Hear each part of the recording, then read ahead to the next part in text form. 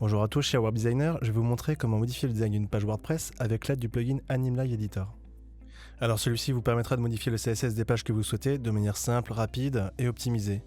Donc dans un premier temps, il vous faudra télécharger le plugin Animelive Editor disponible sur live.anim.fr, puis l'installer sur votre site WordPress. Donc sur votre site, rendez-vous sur la page que vous souhaitez modifier. Ici, moi j'ai choisi de modifier la page Checkout. Donc pour l'exemple, on va modifier ce bloc ici et on va ouvrir le Animelive Editor qui se trouve dans la barre d'admin de WordPress.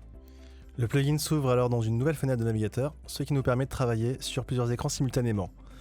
Pour cette vidéo, évidemment, je vais réduire la taille et le laisser sur cet écran.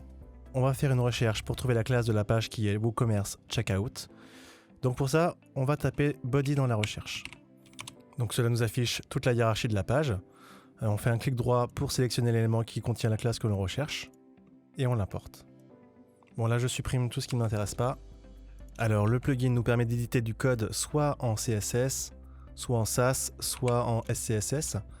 Mais dans l'optique de vous montrer au mieux les fonctionnalités du plugin, je vais ici coder uniquement en SCSS. Il y a aussi la possibilité de coder en JavaScript que je présenterai dans une future vidéo. Voilà, donc je cible WooCommerce Checkout et là en cliquant sur ce petit bouton, je vais chercher l'élément que je cherche à modifier. Donc il vaut mieux prendre un peu plus large en ciblant plutôt les parents pour qu'ensuite on puisse précisément choisir l'élément que l'on souhaite modifier. Donc là voilà, je peux choisir le bloc, par exemple celui-ci que je vais importer. Donc je fais clic droit et importer. Donc importer cet élément à l'endroit du curseur. Voilà, maintenant je vais pouvoir commencer à mettre en forme la zone de la page que j'ai sélectionnée grâce au sélecteur CSS et y injecter des règles de CSS entre les accolades. Donc je vais commencer par modifier l'arrière-plan du bloc en tapant background. Pour définir une couleur, je peux cliquer ici pour ouvrir un outil très pratique quand on fait du design. Donc un color picker tout à fait basique, mais qui a la particularité de modifier en direct le code hexadécimal sélectionné. Ça nous permet de visionner et de choisir nos couleurs en live. Ensuite, je vais mettre un padding, donc de 15 pixels. Ensuite, un border radius pour arrondir les angles de 10 pixels. Et rajouter une petite ombre, donc box shadow.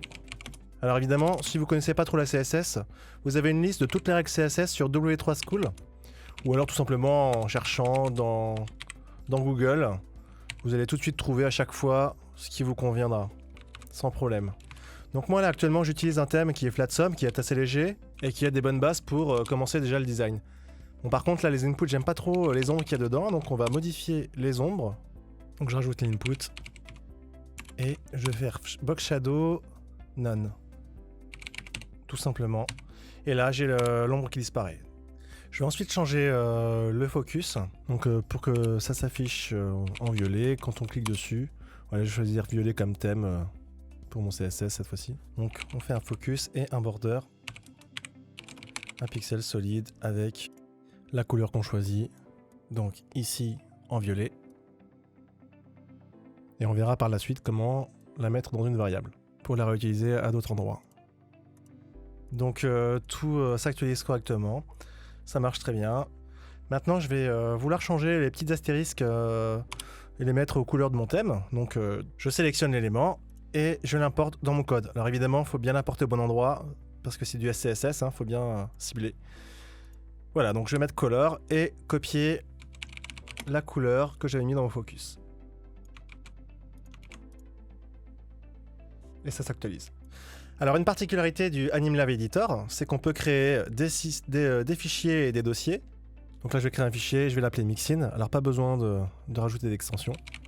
Ce qui va nous permettre d'importer du code que l'on pourrait être amené à utiliser à d'autres endroits dans notre design.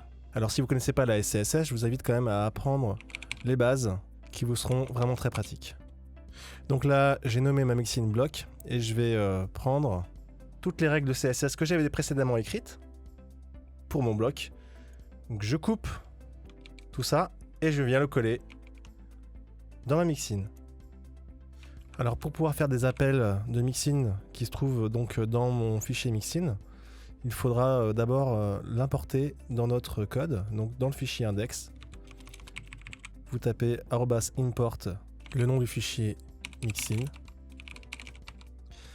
Et là maintenant donc il est pris en compte et je peux faire mon include du Mixin en question. Alors les mixins vont vous permettre d'avoir une homogénéité dans le design de votre site et de pouvoir tout gérer au même endroit. Ça peut être très utile lorsqu'on utilise des règles CSS qui s'utilisent souvent ensemble.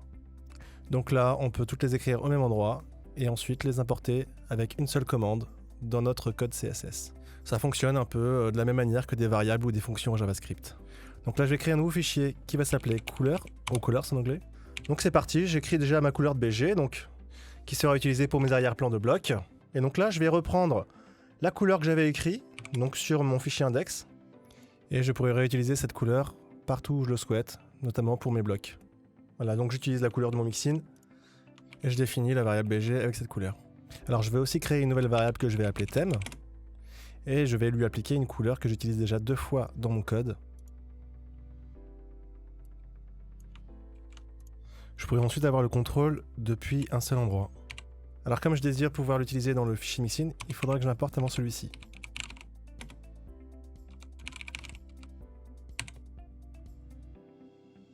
Donc là, je vais pouvoir maintenant changer et mettre thème, qui correspond donc à la variable thème. Et là, pareil, je vais faire CTRL-D pour sélectionner en même temps et faire $thème. Donc maintenant, là, ma couleur thème est prise en compte. Et je vais faire pareil pour le mixin, donc $BG. Ah, petite erreur. Et donc voilà, vous voyez que tout est pris en compte et je peux maintenant changer mes couleurs depuis mon fichier couleur. Donc là, je change les astérisques et le focus en même temps. Pareil pour le BG, si je veux le bouger, je change tout ça d'ici.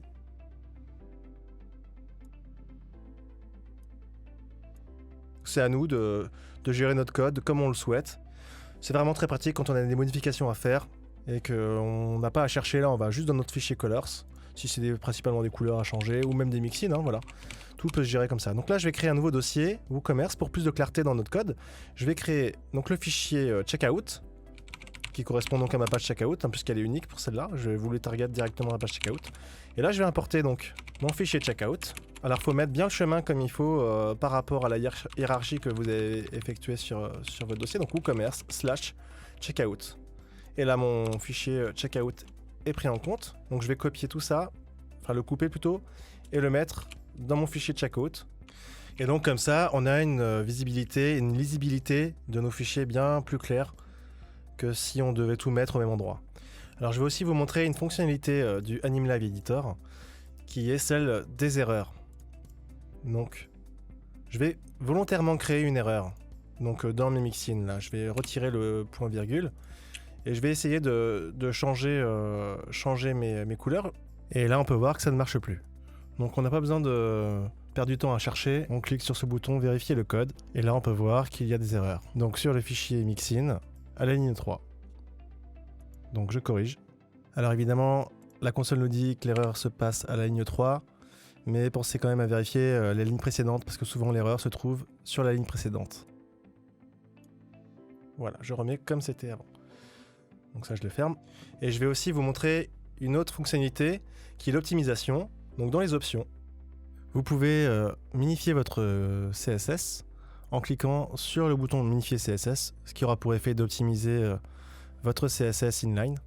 Et alors si vous souhaitez aller encore plus loin dans l'optimisation, vous pouvez télécharger une version minifiée de votre CSS, donc en cliquant minifier puis télécharger CSS sur ce bouton.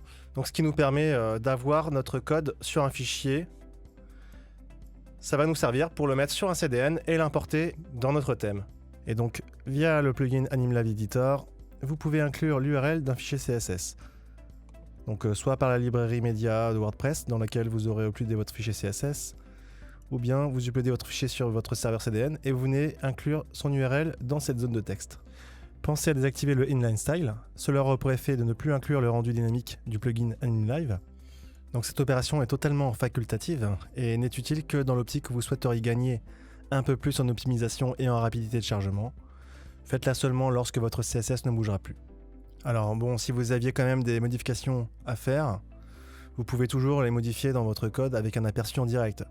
Bon, par contre, il ne faudra pas oublier de rétablir le inline style ou bien de recommencer l'export et d'actualiser l'URL de votre fichier. Alors vous pourriez réaliser le design complet de votre site internet comme ça, hein. Le plugin peut vraiment gérer de très larges données, Moi, à ce jour, hein, je n'ai encore jamais pu apercevoir de limite en termes de performance.